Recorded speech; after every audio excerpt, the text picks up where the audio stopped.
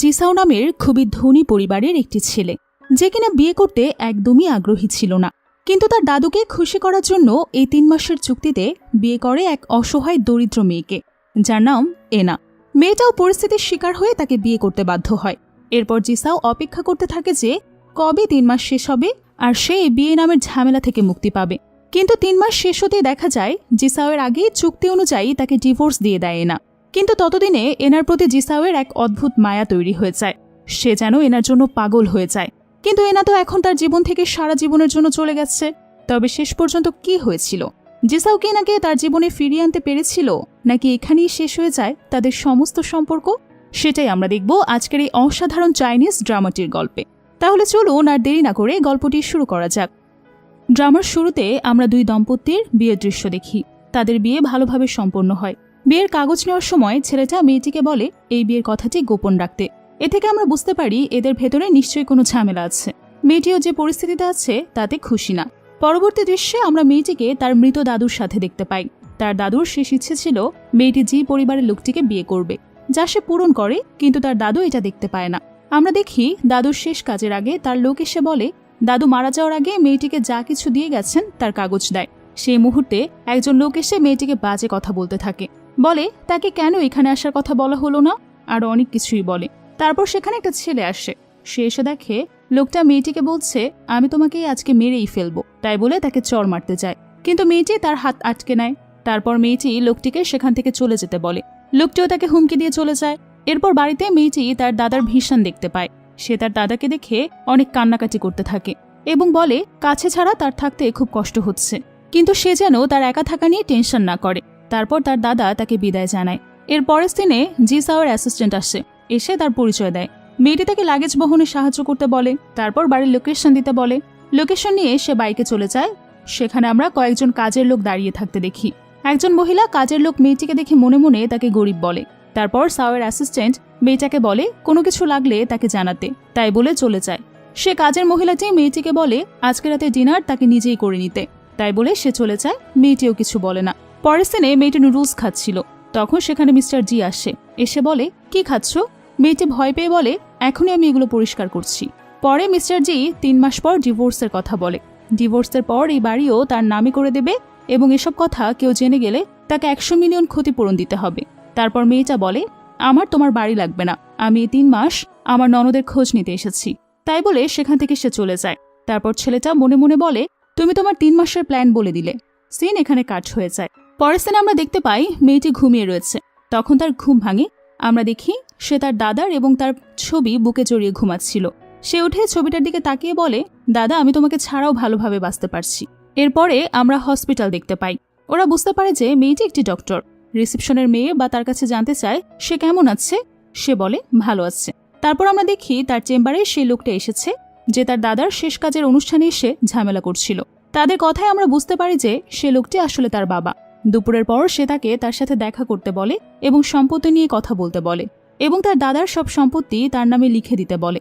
এটা শুনে মেয়েটা বলে আপনি হয়তো ভুল জায়গায় এসেছেন, আমি একজন ডক্টর। এসব কথা শুনে তার বাবা অনেক বেশি রেগে যায়। তারপর মেয়েটা বলে তুমি আমার বাবা হওয়ার যোগ্য না। তার বাবা রেগে তাকে চড় মারে। আবারও মারতে চায়, তখন মেয়েটা তার হাত ধরে ফেলে। তারপর মেয়েটা বলে তুমি আমার মাকে মেরে ফেলেছ, এখন তার দাদা মারা গেছে, সে আর সব সহ্য করবে না। এই শব্দ শুনে সেখানে অনেক নার্স চলে আসে।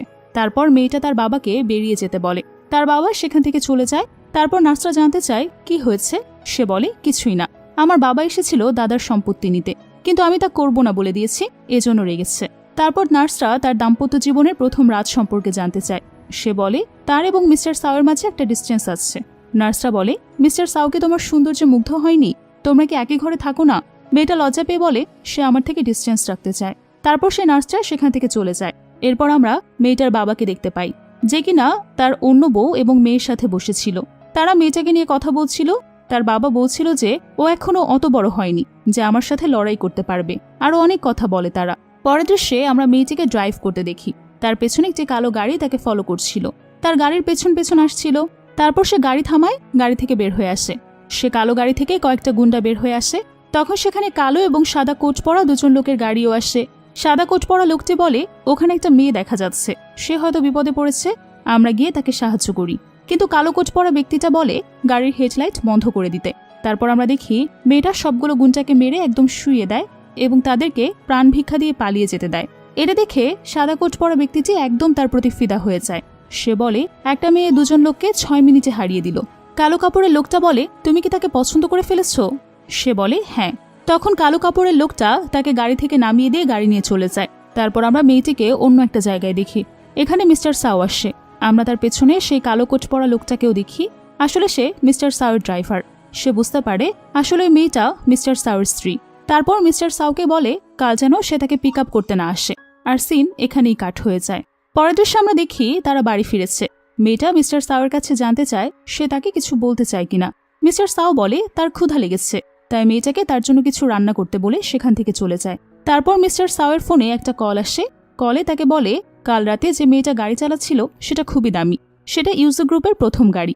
লোকটা জিজ্ঞেস করে সে কি মেয়ের সম্পর্কে জানে না। সাও বলে জানে। এটা বলে ফোন কেটে দেয়। তারপর তার একসাথে বসে নুডলস খায়। তখন মেয়েটা বলে এটা খাও, কিন্তু এটা যথেষ্ট না, আমার রান্নার অনেক প্রশংসা করে মিসসু।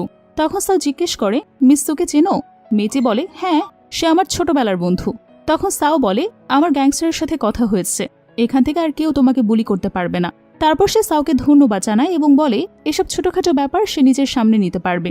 এটা বলে সেখান থেকে চলে যায়। মেয়েটা চলে যাওয়ার পর সাও মনে মনে ভাবে এ কেমন মেয়ে, অন্যের কাছ থেকে সাহায্য নেয় না, নিশ্চয়ই কোনো অতীত আছে। পরের দৃশ্যে আমরা দেখি সাও সেই সাদা কোট পরা লোকটিকে কল দেয়। লোকটা সাওকে বলে মেয়েটা এখনো বাড়ির সামনে দাঁড়িয়ে আছে। সাও মনে মনে বলে বিয়ের পরও কেন সে বাইরে ড্রিঙ্ক করতে গেছে। তারপর সাদা কোট পরা লোকটা মেয়েটার ছবি তুলে সাওকে পাঠায়। সে দেখে মেয়েটা সিগারেট খাচ্ছে। এটা দেখে সে ভীষণ রেগে যায়। এরপর আমরা বারে পার্টির দৃশ্য দেখি। সেখানে মেয়েটা এবং সে নার্সটা ড্রিঙ্ক করছিল। নার্সটা তাকে বলে সবকিছু ভুলে যেতে, যা হয়েছে সব। তারপর তারা গানের তালে তালে নাচতে চায়। তখন একজন লোক তাদের সাথে অসভ্যতা করে।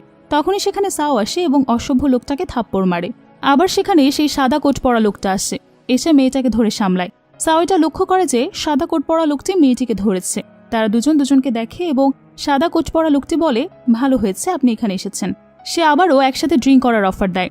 তারপর সাদা কোট পরা লোকটা মেয়েটার নাম জানতে চায়। মেয়েটা বলে তার নাম জুনাইয়া। সাদা কোট পরা লোকটা তার নামের প্রশংসা করে, বলে সুন্দর মানুষের সুন্দর নাম। তারপর সে আরো বলে এখানে একটা সুন্দর মেয়ে বসে আছে, চলো ড্রিঙ্ক করি। তখন সাও বলে আমি এরকম মেয়েতে ইন্টারেস্টেড না। তারপর জুনাইয়া বলে মিস্টার সাওয়ের এত সেলফ রেসপেক্ট হলে সে এখানে কেন, তার উচিত এখান থেকে চলে যাওয়া। এটা বলে সে উঠে চলে যায়।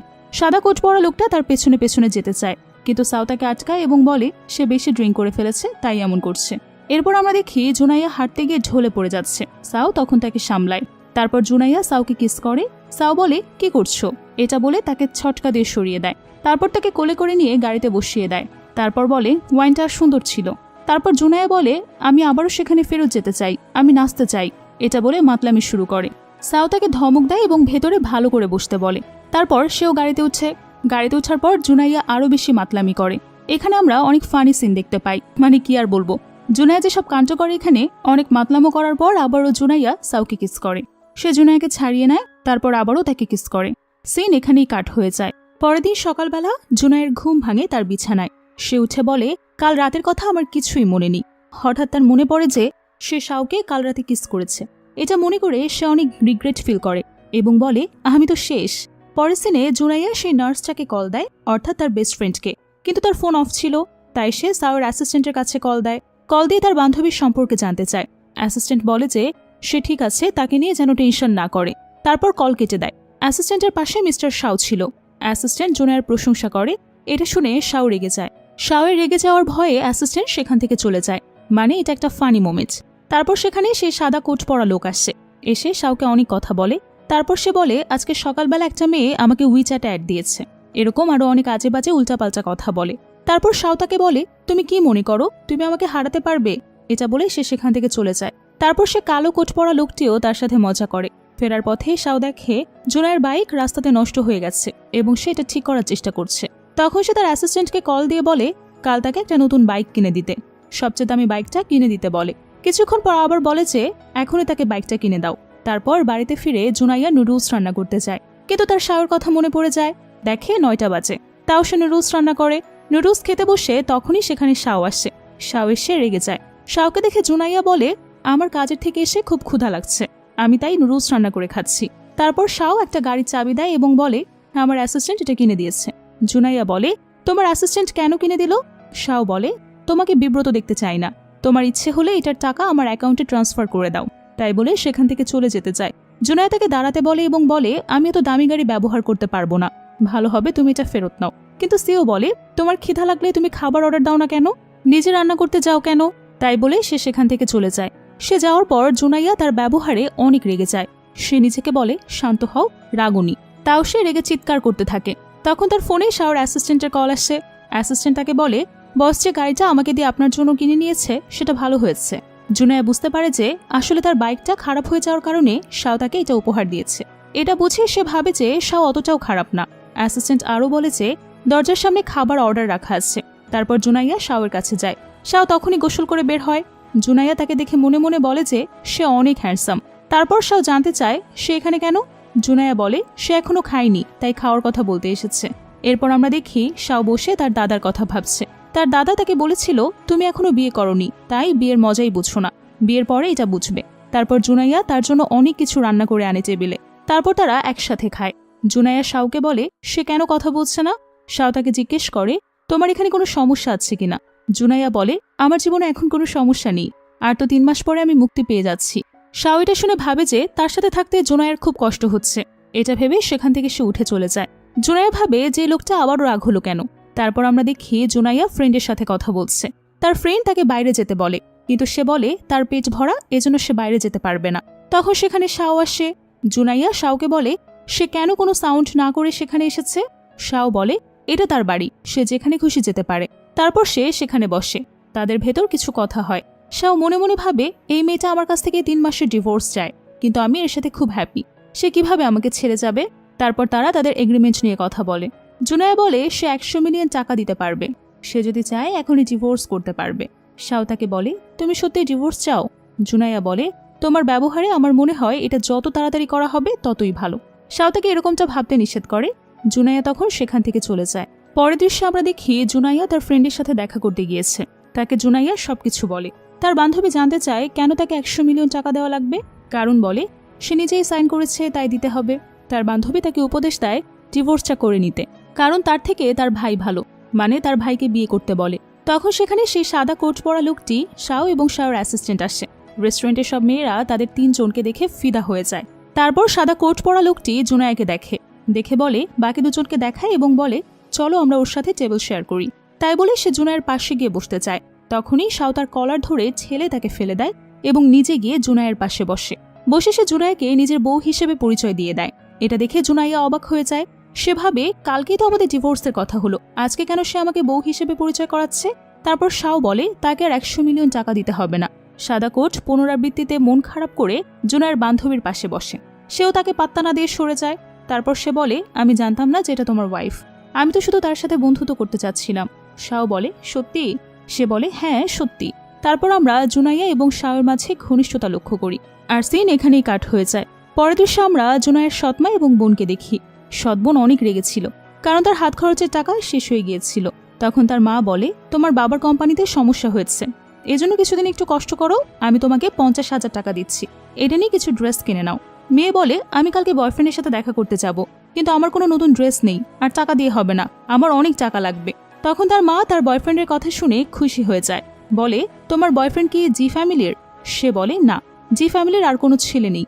তার মা তাকে মিস্টার সাওয়ের কথা বলে। এটা শুনে বলে মিস্টার সাও অনেক বড় মানুষ। তাও তার মা শাওকে পটাতে বলে সে তাদের ফাঁদে পা দিলে তাদের অনেক লাভ হবে। অন্যদিকে আমরা জুনাইয়াকে দেখি। তাকে শাও কল দিয়ে বলে যে কাল তাদের পুরাতন বাড়িতে ডিনারের আয়োজন করা হয়েছে, সেখানে তার দাদু থাকবে, তাকে সেখানে যেতে হবে। জুনাইয়াও রাজি হয়ে যায়। এরপর শাওর অ্যাসিস্ট্যান্ট কিছু কাপড় এবং গহনা নিয়ে জুনাইয়াকে দেয়। জুনাইয়া জানতে চায় এগুলো কিসের জন্য। সে বলে আজকে ডিনারে যেতে হবে, আপনি ভুলে গিয়েছেন। জুনাইয়া আসলেই ভুলে গিয়েছিল। তারপর সেগুলো পরে ডিনারে যাওয়ার জন্য সে রেডি হয়। জুনাইয়ার এমন সাজুগুজু রূপ দেখে শাও টাস্কি খেয়ে যায়। তার অ্যাসিস্ট্যান্ট থেকে জ্ঞান ফেরায় তাকে। তারপর শাও তার গায়ের জ্যাকেট খুলে জুনাইয়াকে দেয়। তারপর তারা সেই ডিনারে যায়। শাওয়ের দাদা জুনাইয়াকে দেখে অনেক খুশি। সে বলে আমি তোমাকে দেখার জন্য অনেকদিন ধরে ওয়েট করছি। তারপর সে তাকে একটা পুরাতন গহনা গিফট করে। জুনাইয়া সেটা দেখে বলে এটা অনেক বেশি, আমি রাখতে পারবো না, তাই বলে সেটা ফেরত দিতে যাবে। তখনই শাও তাকে বাধা দেয়ার বলে এটা দাদার ভালোবাসা, রেখে দাও। শাওয়ের দাদা তাকে এটা বলে যে সে সব জানে। সে জুনাইয়াকে 3 মাসের এগ্রিমেন্টে সাইন করিয়েছে। সে জানতে চায় সে কেন এটা করেছে। তার দাদা আরও বলে জুনাইয়ার দাদা তার জীবন বাঁচিয়েছিল। তখন সেখানে জুনাইয়ার সৎ বোন আসে, তার সাথে একটা ছেলেও ছিল, দেখে মনে হচ্ছিল স্বামী স্ত্রী। আবার সেখানে তখন জুনাইয়াও আসে, সাও জুনাইয়ার কাছে যায়। জুনাইয়া তার বোনকে জিজ্ঞেস করে কেন সে এখানে এসেছে। তারপর সাও সবার সাথে জুনাইয়াকে তার স্ত্রী হিসেবে পরিচয় করায়। জুনাইয়ার সৎ বোন তাকে জিজ্ঞেস করে কেন সে যে বিবাহ করেছে এটা তার বাবাকে জানায়নি। জুনাইয়া উত্তর দিতে যাবে, তখন সাও তাকে আটকে দেয়। তাদের একটা কাজ আছে এটা বলে সেখান থেকে চলে যায়। আড়ালে গিয়ে জুনাইয়া তাকে জিজ্ঞেস করে কেন সে তাকে বাঁচালো। সাও বলে তুমি আমার বউ, আমি চাই না কেউ তোমাকে বুলি করুক। পরের দিনে আমরা দেখি জুনাইয়ার সৎ বোন বাড়িতে গিয়ে জিনিসপত্র চালাচালি শুরু করে। তার মা তাকে থামায় এবং বলে কে তোমাকে এত রাগিয়ে দিল, তুমি কি ডিনারে যাওনি। তারপর সে বলে তুমি জানতে না যে মিস্টার সাও বিবাহিত এবং তার বউ জুনাইয়া। এটা শুনে তার মা অনেক অবাক হয়ে যায়। তারপর তাকে বুদ্ধি দেয় জুনাইয়াকে সরিয়ে তার জায়গা নিতে। তার মা বলে শাওয়ের এক্স লুমান। তারপর তার মা তাকে কানে কানে কিছু কথা বলে যা আমাদের শোনানো হয় না। এরপর আমরা জুনাইয়াকে রান্না করতে দেখি। তখন সেখানে শাও আসে। শাওকে হঠাৎ দেখে জুনাইয়া চমকে যায় এবং বলে আপনি এরকম শব্দ না করে আসেন কেন বারবার। শাও তার কাছে ক্ষমা চায়। এটা দেখে জুনাইয়া অবাক হয়ে যায় যে শাও তার কাছে ক্ষমা চাইছে। তারপর শাও তার চুল ঠিক করে দিয়ে সেখান থেকে চলে যায়। বুঝতে পারে যে তাদের সম্পর্ক আস্তে আস্তে ভালো হচ্ছে। তারপর তারা বক্সিং খেলতে যায়। খেলার এক পর্যায়ে তারা একে অপরের খুব কাছাকাছি আসে এবং একে অপরকে কিস করে। জুনাইয়া শাওকে সরিয়ে দিয়ে বলে তুমি সুযোগের সৎ ব্যবহার করছো। তারপর তারা চারজন মিলে একসাথেই খাবার খায়। এখানে তাদের মধ্যে অনেক কথা হয়। পরের সিনে আমরা দেখি শাও এবং জুনাইয়া একসাথে বসে খাবার খাচ্ছে।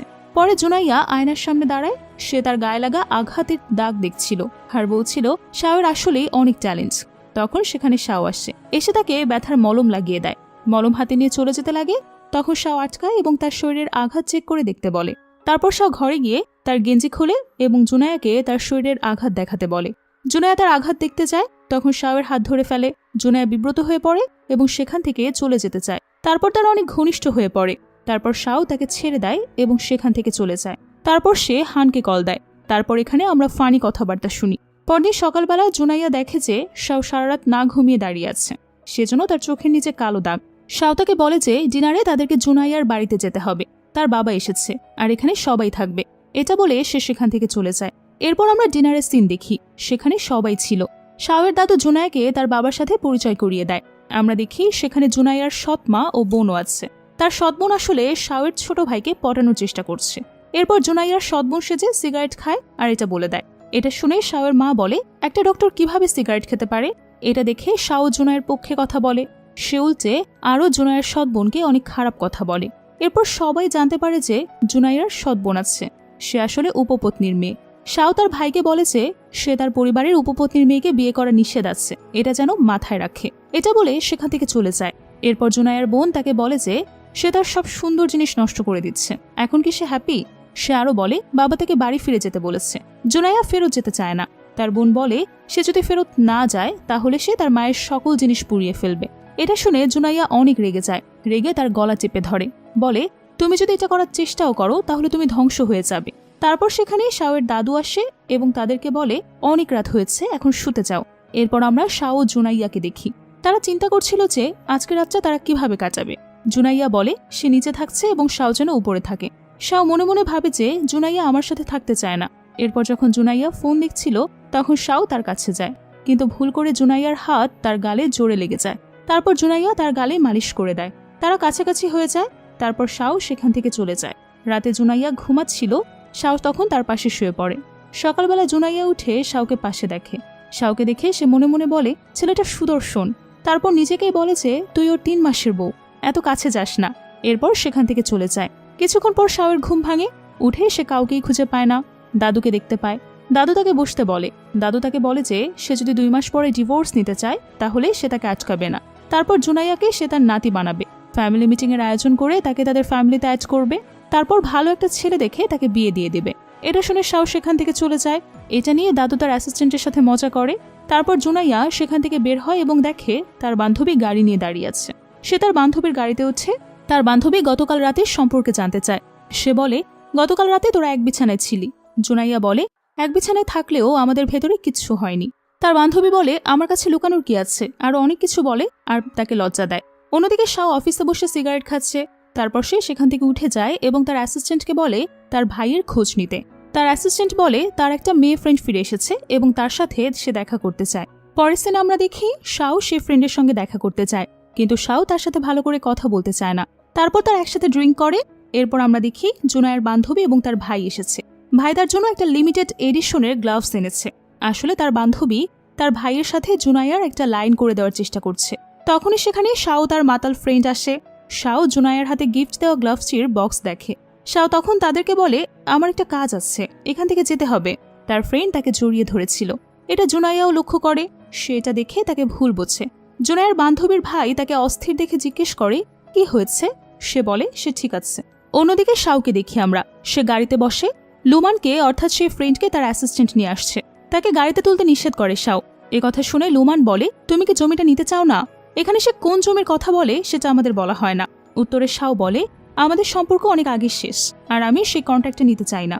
লুমান বলে, আমি শুধু তোমার গাড়িতে উঠতে চাই। কিন্তু শাও আপনাকে না নিয়ে সেখান থেকে চলে যায়। ফেরার পথে সে দেখে জুনাইয়া একটা জায়গায় দাঁড়িয়ে সিগারেট খাচ্ছে। হাত থেকে সিগারেট নিয়ে এসে ফেলে দেয়। তারপর তাদের মাঝে অনেক কথা হয়। শাও তাকে কিস করে, কিন্তু জুনাইয়া তাকে সরিয়ে দেয়। আসলে জুনাইয়াও রেগেছিল, শাও রেগেছিল। দুজনেই দুজনকে উল্টাপাল্টা কথা বলে। শাও রেগে তার চুল ধরে তাকে ওয়ার্নিং দেয়। তারপর সেখান থেকে চলে যায়।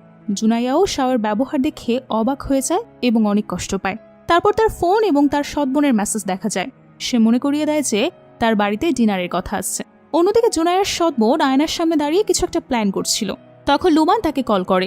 কল দিয়ে কালকে ডিনারের কথা জিজ্ঞেস করে। সে বলে সে প্ল্যান করেছে যে জুনাইয়ার সৎ বোনের বয়ফ্রেন্ড মিংমনের সাথে জুনাইয়াকে ফাঁসাবে। সে প্রথমে রাজি হয় না, পরে রাজি হয়ে যায়। এরপর আমরা পরদিন ডিনারের দৃশ্য দেখি। সেখানে সবাই জুনাইয়ার বোন অর্থাৎ মিস তাংয়ের পোশাকের প্রশংসা করে। তারা অনেক রকম কথা বলে। তারপর সেখানে জুনাইয়া আসে। তখন শাওয়ের ভাই উঠে গিয়ে জুনাইয়াকে বলে, তুমি কোনো কিছু না বলে চলে আসলে, আমি তোমাকে এগিয়ে আনতে যেতাম। তারপর জুনাইয়া সৎ বোনকে বলে, তুমি আমার মাকে হুমকি দিয়েছ, এজন্য আমি এসেছি। তারপর তারা সবাই মিলে খেতে বসে।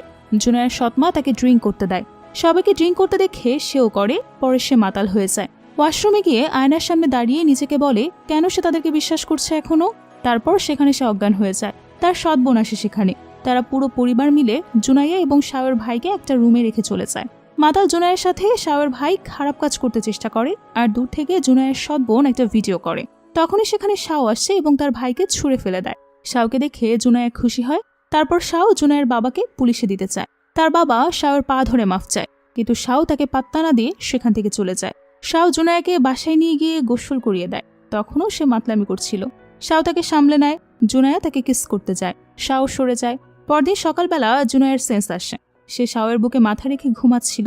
উঠে দেখে তার গায়ে কোনো ড্রেস নেই। সে বলে এসব কি? সে তখন রেগে যায়। শাও বলে কাল রাতে সে নিজে ইচ্ছে করে শাওয়ের সাথে ইন্টিমেট হয়েছে।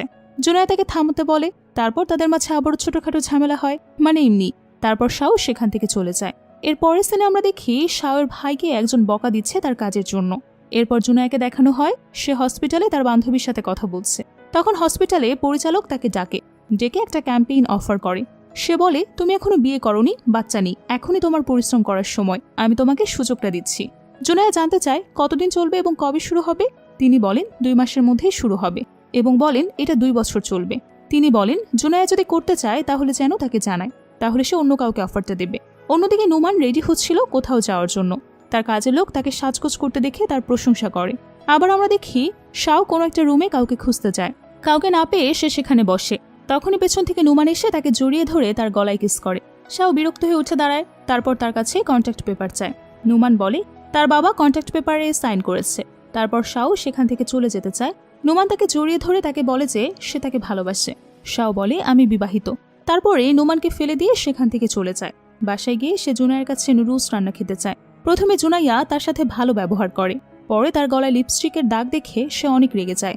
শাও কিছু না বলে সে ঘরে গিয়ে নিজের রাগ মেটায়। শাও তার অ্যাসিস্ট্যান্টকে বাসায় আসতে বলে। তারপরে অ্যাসিস্ট্যান্ট দেখে শাওয়ের গলায় লিপস্টিকের দাগ। এটা সে শাওকেও দেখায়। এরপর জুনাইয়া তার বান্ধবীর সাথে তার বিদেশে যাওয়া নিয়ে কথা বলছিল। বান্ধবী বলে তুমি শাওকে রেখে যেও না। জুনাইয়া বলে আমার মনে হতো সে আমার প্রতি উইক, কিন্তু কাল রাতে আমি তার গলায় লিপস্টিকের দাগ দেখেছি। এটা শুনে তার বান্ধবীও রেগে যায়। এরপর আমরা দেখি লুমানের বাবা শাওয়ের কাছে এসেছে। শাও তাকে তার মেয়েকে সামলাতে বলে।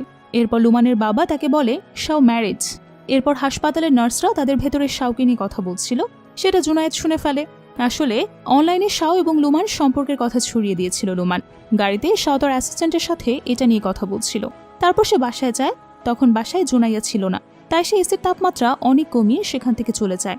তারপর সেখানে জুনাইয়া আসে, এসে দেখে যে এসির তাপমাত্রা কমানো এবং সে বুঝতে পারে এখানে শাও এসেছিল। তারপরে তার ফোনে লুমানের মেসেজ আসে যে সে তাকে দেখা করতে বলে। পরদিন জুনাইয়া তার বান্ধবীর সাথে সেখানে যায়। জুনাইয়া তার বান্ধবীকে সেখানেই অপেক্ষা করতে বলে এবং ভেতরে যায় লুমানের সাথে দেখা করতে। লুমান তাকে 1 মিলিয়ন টাকার একটা চেক দিতে চায় এবং তার পরিবর্তে তাকে শাওয়ের জীবন থেকে চলে যেতে বলে, কিন্তু জুনাইয়া না করে। তারপর লুমান বলে, এমনিতেও শাও তোমাকে ভালোবাসে না, তাই তোমার উচিত এই অফারটা অ্যাকসেপ্ট করা। তখন জুনাইয়া বলে সে শাওয়ের অফিসিয়াল স্ত্রী, তাই সে যেন এসব কথা কখনো না বলে। তারপর সে সেখান থেকে চলে যেতে চায়। তখন লুমান তাকে বলে, সেদিন ডিনারে তোমার ড্রিঙ্কসে ড্রাগ মিশিয়ে দিয়েছিল কে জানতে চাও? সে বলে যে তোমার ড্রিঙ্কসে ড্রাগ আমিই মিশিয়ে দিয়েছিলাম এবং এতে আমাকে তোমার পরিবার হেল্প করেছিল। এটা শুনে জুনাইয়া তো অনেক অবাক হয়ে যায়। তারপর সেখান থেকে সে চলে আসে, এসে তার বান্ধবীকে সব বলে এবং কান্না করতে থাকে। তার বান্ধবী তাকে সান্ত্বনা জানায়, বলে যারা তোমাকে বুলি করছে তাদেরকেও তুমি বুলি করবে। এরপর জুনাইয়া বলে সে হয়তো শাওকে ভালোবেসে ফেলেছে, আবার বলে হয়তো না। উত্তরে বান্ধবী বলে যাই হোক, আমি তোর সাইডে আছি। পরের দিনে আমরা শাওকে অফিসে দেখি। সে ফোনে দেখছে যে লুমান তার সাথে থাকা ঘনিষ্ঠ ছবি অনলাইনে আপলোড করেছে। তারপর সে ভাবে জুনাইয়াকে এই ছবি দেখেনি, দেখলে কেন আমাকে এখনো কল দেয়নি। তারপর ভাবে আসলে সে আমার প্রতি উইক না। তখনই তার ফোনে জুনাইয়ার কল আসে। জুনাইয়া তাকে বলে এখনই তার সাথে দেখা করতে, আর সে তার সাথে ডিভোর্স নিয়ে কথা বলতে চায়। এ কথা শুনে শাও চমকে যায়। তারপর সে বাসায় ফেরে।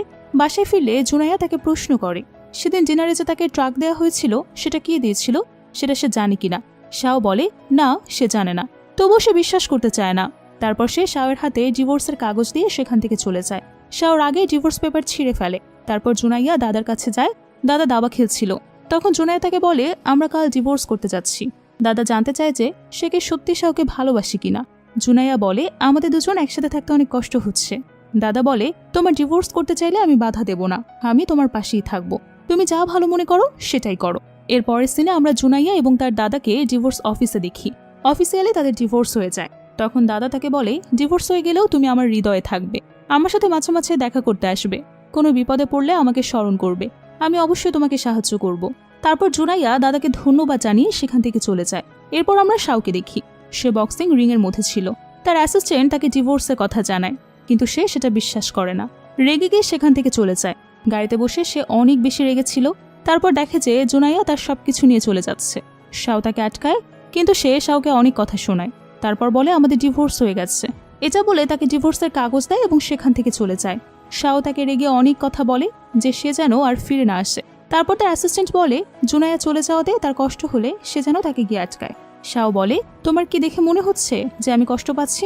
পরের দিনে আমরা দেখি শাও 2 ঘন্টা ধরে পাঞ্চিং ব্যাগ মেরে যাচ্ছে। তখন তার অ্যাসিস্ট্যান্ট মনে মনে বলে এখন তার থামা উচিত, না হলে তার হাত ভেঙে যাবে। এরপর সে শাওকে বলে যে জুনাইয়া বিদেশে যাওয়ার কাগজপত্র তৈরি করছে। শাও বলে যে সে আমাকে এত ঘৃণা করতো যে ডিভোর্সের পর একই দেশেও থাকতে চায় না। তারপর তার অ্যাসিস্ট্যান্ট বলে সে এমন না। তারপর তাদের মাঝে আরো অনেক কথা হয়। এরপর আমরা জুনাইয়াকে দেখি। সে তার বান্ধবীর বাসায় ছিল। তার বান্ধবী তার জন্য নুডলস রান্না করে আনে এবং বলে এটা অনেক স্পেশাল ভাবে বানিয়েছে। তারপর জুনাইয়া খেতে যায়। খেতে গিয়ে তার বমি আসে। তারপর সে টেস্ট করে বোঝে সে আসলে প্রেগনেন্ট। তারপর তার বান্ধবী তার কাছে শুনতে চায় যে এখন সে কি করবে, কারণ একটু আগেই ডিভোর্স হয়েছে। জুনাইয়া বলে বাচ্চাটাকে রাখবে। বান্ধবী বলে না, তুমি বিদেশে যাবে। তারপর তার ফোনে একটা নোটিফিকেশন আসে। সেখানে গিয়ে সে অনেক কিছু জানতে পারে। সে আসলে জানতে পারে যে শাওয়ের কোনো দোষ নেই, লুমানই এসব করেছে। এরপর আমরা লুমান এবং তার বাবাকে দেখি। তার বাবা তাকে দেখায় যে পুরো ইন্টারনেটে তার খবর ছড়িয়ে পড়েছে। পুরো ইন্টারনেটে তার এবং অন্য লোকদের রুম ডেটের দৃশ্য ভাইরাল হয়েছে। এটা দেখে লুমান অনেক পরিমাণে রেগে যায়। তারপর তার বাবা তাকে শাওয়ের কাছে সাহায্য চাইতে বলে। এটা শুনে সে তো আরো বেশি রেগে যায় এবং সেখান থেকে উঠে চলে যায়। অন্যদিকে শাও অফিসেই বসেছিল। তাকে তার অ্যাসিস্ট্যান্ট ফোন দিয়ে বলে যে লুমান তার সাথে দেখা করতে এসেছে। শাও তাকে বলে যে লুমানকে অপেক্ষা করতে বলো। আধা ঘন্টা হয়ে যায়, তাও শাও দেখা করতে চায় না। তখন লুমান আবারও শাওয়ের অ্যাসিস্ট্যান্টকে বলে কল দিতে। সে বলে বস এখনো ব্যস্ত। তারপর লুমান উঠে যায় নিজেই শাওকে খুঁজতে। তখনই সেখানে শাও আসছে। লুমান তার কাছে সাহায্য প্রার্থনা করে। সে বলে আমাদের পরিবারের মাঝে খুব ভালো সম্পর্ক ছিল, অন্তত আমার দাদার জন্য হলো আমাকে হেল্প করো। শাও বলে আমি করব না। লুমান জানতে চায় কেন করবে না। শাও বলে তোমার এই কথার উত্তর আমি দেব না, আমার বউ দেবে। তখনই সেখানে জুনাইয়া আসে। তখন শাও বলে আমি তোমার কুকর্মের জন্য তোমাকে সাহায্য করব না এবং তোমাদের কোম্পানির সাথে কোনো কাজ করব না, শুধুমাত্র আমার বউয়ের রাগের জন্য। তখন লুমান বলে বাইরের একজনের জন্য তুমি এরকম করবে? শাও বলে কে বাইরের? এখানে একমাত্র তুমিই বাইরের। জুনাইয়া আমার বিয়ে করাবো। তারপর সিকিউরিটি গার্ড দিয়ে লুমানকে বের করে দেয়। এরপর জুনাইয়াকে বলে, দেখলে তো এসব ওর কাজ। তখন জুনাইয়া বলে, তুমি আমাকে এসব নাটক দেখাতে নিয়ে এসেছো, এর চেয়ে ভালো হবে তুমি অন্য কোনো দর্শক দেখো, আমি চলে যাচ্ছি এখান থেকে। এটা বলে সে সেখান থেকে চলে যায়। শাও অনেক বেশি রেগে যায়। তারপর শান্ত হয়ে তার অ্যাসিস্ট্যান্টকে বলে, খোঁজ নাও সে কোথায় থাকে, ওকে আমি আজ বিকালেই ড্রপ করব। তারপর বিকেলবেলা জুনাইয়া যেখানে থাকে তার নিচে গিয়ে গাড়ি নিয়ে বসে থাকে। তখন সেখানে জুনাইয়া এবং তার বান্ধবীর ভাই আসে। তার বান্ধবীর ভাই তার ইউগি হাতে একটা কাগজ দিয়ে বলে, এটা তোমার বিদেশের ব্যাংক অ্যাকাউন্ট, এবং আরও বলে, তুমি যখন সেখানে যাবে আমি একজনকে ঠিক করে রাখবো যে তোমাকে পিক করবে। জুনাইয়া তাকে ধন্যবাদ জানায়। এই সব কিছুই শাও গাড়িতে বসে দেখে। এসব দেখে সে খুবই রেগে যায়। তখন সে তার অ্যাসিস্ট্যান্টকে কল দিয়ে খোঁজ নিতে বলে, জুনাইয়া যে বাড়িতে থাকে তার মালিকের নাম কি। অন্যদিকে ইউগি বলে, তুমি কালকে বিদেশ চলে যাচ্ছ, আমি তোমাকে কিছু বলতে চাই। তখনই জুনাইয়ের ঘাড়ে একটা পোকা এসে বসে। ইউগি সেটা সরিয়ে দেয়। শাও গাড়ি থেকে দেখে মনে করে যে ইউগি জুনাইয়াকে কিস করছে। এটা দেখে সে জুনাইয়াকে ভুল বোঝে এবং ফুল স্পিডে গাড়ি চালিয়ে চলে যায়। গাড়ি একটু হলেই জুনাইয়াদের সাথে লেগে যাচ্ছিল।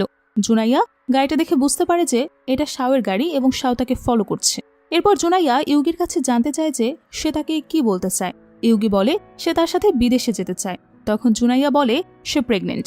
সিন এখানেই কাট হয়ে যায়। এরপর আমরা দেখি শাও বাড়িতে বসে মদ খাচ্ছে। তখন সেখানে তার অ্যাসিস্ট্যান্ট আসে। তখনই আবার অ্যাসিস্ট্যান্টের ফোনে একটা কল আসে। কল কেটে সে শাওকে বলে যে ম্যাডাম অর্থাৎ জুনাইয়া কালকে বিদেশে চলে যাবে এবং কোন ফ্লাইটে যাবে সেটাও বলে। শাও বলে, ও তো এখন আমার আর বউ না, ও যেখানে খুশি সেখানেই যাক। পরের দিনে আমরা এয়ারপোর্ট দেখতে পাই যেখানে জুনাইয়া চলে যাচ্ছিল। জুনাইয়ের সাথে সেখানে তার বান্ধবী এবং বান্ধবীর ভাইও ছিল। ইউগি তাকে বলে সে কাল সারা রাত তাকে নিয়ে ভেবেছে, সে ভাবছে তার হয়তো তাকে প্রয়োজন হতে পারে। তখন জুনাইয়া তাকে ধন্যবাদ জানায় এবং বলে সে নিজের যত্ন নিজেই রাখতে পারবে। তখন সেখানে শাওয়ের দাদু আসে। দাদুকে দেখে জুনাইয়া অনেক খুশি হয়ে যায় এবং বলে, তুমি এখানে কেন এসেছো? দাদু বলে, আমি তোমাকে ছাড়তে এসেছি এবং তুমি সেখানে গিয়ে কোনো কিছু প্রয়োজন হলে আগে আমাকে জানাবে, এবং তাকে একটা কার্ড দেয়। এখন তাকে আরো অনেক কিছুই বলে। অন্যদিকে শাও অফিসে ছিল। সে ঘড়িতে সময় দেখে। তখনই সে এয়ারপোর্টে যায়। গিয়ে দেখে জুনাইয়া চলে গেছে। তার দাদার সাথে দেখা হয়। তার দাদা তাকে জিজ্ঞেস করে কেন সে তাড়াতাড়ি আসেনি। আরও বলে যে জুনাইয়া যাওয়ার আগে তাকে দেখতে চেয়েছিল, তাই বলে সে সেখান থেকে চলে যায়। আর সিন এখানেই কাট হয়ে যায়। পরের সিনে আমরা জুনাইয়া এবং তার ছেলে জিয়াজুকে দেখি। তারা দেশে ফেরত এসেছে। জুনাইয়া তার বান্ধবীর সাথে ফোনে কথা বলছে। তার বান্ধবী তাকে বলে যে শাও তাকে অনেক খুঁজেছে গত 2 বছরে, সে কেন তাকে একটা সুযোগ দিচ্ছে না। জুনাইয়া বলে, আমাদের মাঝে যা শুরু হয়েছিল সেটা ভুল ছিল। তারপর রেগে গিয়ে বান্ধবীকে বলে, তুই এই বিষয় নিয়ে কথা না বলে আমাকে নিয়ে বল, তুই কি আমাকে মিস করিস না? তার বান্ধবী বলে, হ্যাঁ। এরপর আমরা দেখি জুনাইয়া এবং তার ছেলে একটা হোটেলে গিয়েছে এবং রিসেপশন থেকে ছবি নিচ্ছে। তখন তার ছেলে বাথরুমে যেতে চায়। একজন স্টাফ তাকে বাথরুমে নিয়ে যায়। হাঁটতে গিয়ে তখন জুনাইয়ের সাথে শাওয়ের ধাক্কা লাগে। অনেকদিন পর তাদের দেখা হয়। শাও তার খবর নিতে চায়। জুনাই তাকে পাত্তা না দিয়ে সেখান থেকে চলে যায়। এরপর শাওয়ের সাথে তার ছেলের ধাক্কা লাগে। তখন সেখানে জুনাইয়া আসে। শাও তাকে জিজ্ঞেস করে, এটা কি তোমার বাচ্চা? কবে এসব হলো? জুনাইয়া বলে, আমার একাকিত্বের জীবনে তোমার নাক না গলালেও চলবে। তাই বলে সে সেখান থেকে চলে যায়। তখন সেখানে শাওয়ের অ্যাসিস্ট্যান্ট আসে। শাও তার অ্যাসিস্ট্যান্টকে বলে, ওই বাচ্চাটা কার, এটা খোঁজ নাও। এটা বলে সে সেখান থেকে চলে যায়। পরের সিনে আমরা দেখি শাও অফিসে রয়েছে। তখন সেখানে তার অ্যাসিস্ট্যান্ট একটা ফাইল নিয়ে আসে এবং তাকে সেটা দেখায়। সেখানে জুনাইয়ের প্রেগন্যান্সি সম্পর্কে রিপোর্ট ছিল, কিন্তু সে জুনাইয়ের প্রেগনেন্ট হওয়ার সময় মিলাতে পারে না। পরের দৃশ্যে শাও বক্সিং রিংয়ের পাশে বসে মদ খাচ্ছে। তখন সেখানে তার অ্যাসিস্ট্যান্ট আসে। তারা 3 জন প্রেগনেন্সি নিয়ে কথা বলছিল। তখন তার অ্যাসিস্ট্যান্ট তাকে বলে জুনাইয়া এখন দেশে ফিরেছে, তাই সেজন্য তার সাথে দেখা করতে চায়, অন্তত বাচ্চাটার বাবা হওয়ার জন্য যেন সে যায়। এটা শুনে শাও তাকে একটা থাপ্পড় মারে। সেও শাওকে একটা থাপ্পড় মারে। থাপ্পড় খেয়ে শাও সেন্সলেস হয়ে যায়। ভয়ে অ্যাসিস্ট্যান্ট তাকে হসপিটালে নিয়ে যায়। ডাক্তার তাকে দেখে এসে বলে যে তার খুব বেশি সমস্যা হয়নি। তারপর শাওয়ের অ্যাসিস্ট্যান্ট ডাক্তারকে বলে জুনাইয়াকে যেন সে শাওয়ের কাছে নিয়ে পাঠায় ট্রিটমেন্টের জন্য। ডাক্তারও রাজি হয়ে যায়। পরে ডক্টর জুনাইয়ের কাছে গিয়ে তাকে বলে, নতুন একটা রোগী এসেছে, তাকে তোমায় দেখতে হবে, এবং তার ফাইল তাকে দেয়। ফাইলে শাওয়ের নাম দেখে সে সবকিছু বুঝে যায়। তাই সে শাওকে দেখতে যায়। অনেক আগেই শাওয়ের সেন্স ফিরে এসেছিল। জুনাইয়ের আসার শব্দ শুনে আবারও সে সেন্সলেস হওয়ার নাটক করে। তাকে সেন্সলেস দেখে সে চলে যেতে চায়। তখনই শাও এমন ভান করে যেন তার কেবলই জ্ঞান ফিরল আর তার অনেক ব্যথা হচ্ছে। তারপর সে বলে তার বুকে ব্যথা হচ্ছে। এটা শোনার পর জুনাইয়া বলে, তোমার বুকে ব্যথা হলে একটা বুকের ডক্টর দেখানো দরকার, তুমি কি বুকের ডক্টরের কাছে কল দেবে? শাও তখন বলে, না না, দরকার নেই, আমার বুকের ব্যথা ঠিক হয়ে গেছে। এরপর যখন জুনাইয়া একা বসেছিল, সে ভাবছিল কেন শাও এমন করছে। তখন তার ফোনে একটা কল আসে এবং বলা হয় একজন রোগী তাকে ডাকছে। এটা আসলে শাও ছিল। তখন সে শাওয়ের রুমে যায়। রুমেই সে একাই ছিল। জুনায়াকে দেখে সে বলে, আমি তোমাকে কিছু বলতে চাই। তারপর তাদের পাস্ট নিয়ে কথা বলতে শুরু করে। তারপর জুনাইয়া বলে, এসব পুরাতন কথা বাদ দিয়ে অন্য টপিক থাকলে আমার সাথে কথা বলতে পারো। তারপর সেখান থেকে চলে যেতে চায়। তখনই সেখানে শাওয়ের ভাই আসে। ভাই তাকে দেখে। জুনাইয়া সেখান থেকে চলে যায়। তার ভাই এসে সেখানে গেম খেলতে থাকে। শাও তাকে গেম খেলতে নিষেধ করে। তার ভাই বলে, জীবনে আনন্দ থাকা দরকার। তারপর সে বলে তার একটা কাজ আছে, এজন্য তাকে বেরিয়ে যেতে হবে। তখন শাও তাকে আটকায় এবং কিছু জানতে চায়।